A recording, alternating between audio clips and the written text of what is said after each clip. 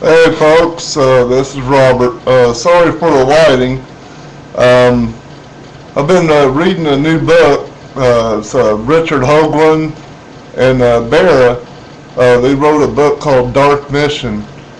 I was really surprised at a lot of stuff that's in that book.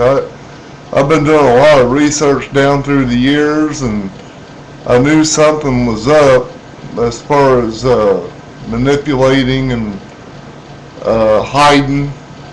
We used to play as kids hide and seek, and then tag you're it, and some of the other nursery rhymes like Humpty Dumpty. Like when you break them all to pieces and they're all trying to put them back together again, and kind of like Ring Around the Rosie, Pocket Full of Posy. Um, But reading that book's kind of heavy reading. Really heavy. It gets down to little details like torsion fields, torque, anomalies, even UFOs and extraterrestrials and the moon. And I'm like looking at this book and I'm like, oh, no way, no way. If this stuff is true, then I'm really out there, because that stuff, I never thought.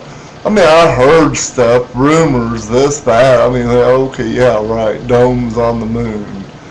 Well, they got pictures to back their stuff up. I'm like, dang. And then renditions of what it may have looked like before or after, and artifacts here and there. And I thought it was all on the Earth. I never even imagined other planets. Oh my God. This ET stuff, I don't know.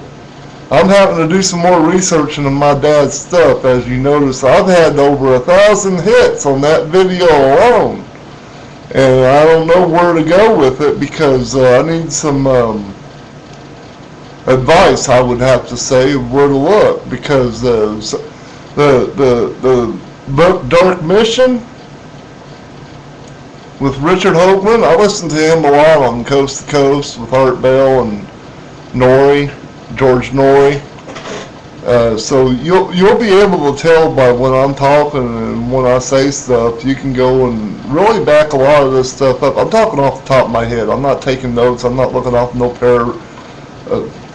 teleprompter or whatever. I use my noggin and think, and I'm adding two together, and I'm getting like 8, 9, 1,000 different results out of those just two pieces together alone. Well, who knew that those people still existed and that we did things and hid? And so I don't know what to make of some of these secrets. But I know secrets are needed, but I don't know what to make of half of the stuff. So if I'm living in Disneyland and thinking Mickey Mouse is just around the corner being with Goofy, I think Bugs Bunny's going to jump out of the picture any time with that little Martian talking to him with the little beam weapons. I'm like, this is beginning to look like no joke, man. This stuff's real. I'm like, wow, man, talk about reality bites, man. Einstein wasn't kidding on his theory of relativity, E equals mc squared. Then I get into my expertise on the engineering on the office machine equipment through ITT. One of the things I learned on how within the Xerox machine and how to figure out your code and your service code and what the anomaly of a ghost that was showing on this display screen. Then you go into the back door and go in through the circuits and find out your binary codes on the ones and zeros through the circuits. Then you find that you can correct the thing on toner and other things, and then you get into the diodes on the lasers on how it collects the information and transfers it to the paper for you to read. From one paper to another paper. It's the same thing on how you read a moon. You send a bunch of lasers, man, it brings back information, man. You get these then you get a rendition of really basically what the camera sees in its electrical optical form. And like with what I'm transferring this data right now on my webcam, it's got its little lasers, optics, and it's beating me back and forth, and it's bringing you where you can see me maybe in a 2D, where we're advancing into 3D technology. So I've got the inside track on a lot of stuff, but we're combining it into a compartmentalized database to where we can share this information somewhere down the future for other people. Because this stuff, I don't think it should be really held back. I mean, it gets you an advancement. It gets me to thinking a little bit more outside the box than sitting at a TV letting it think for me.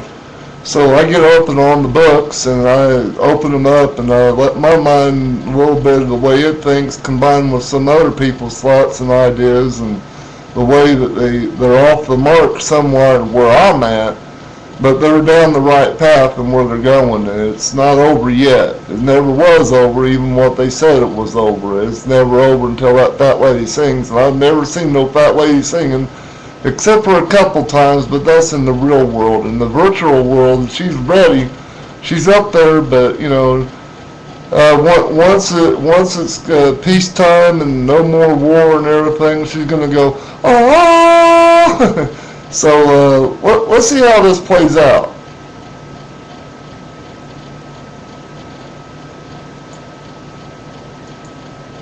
Am I doing anything wrong here? I need to figure out this webcam.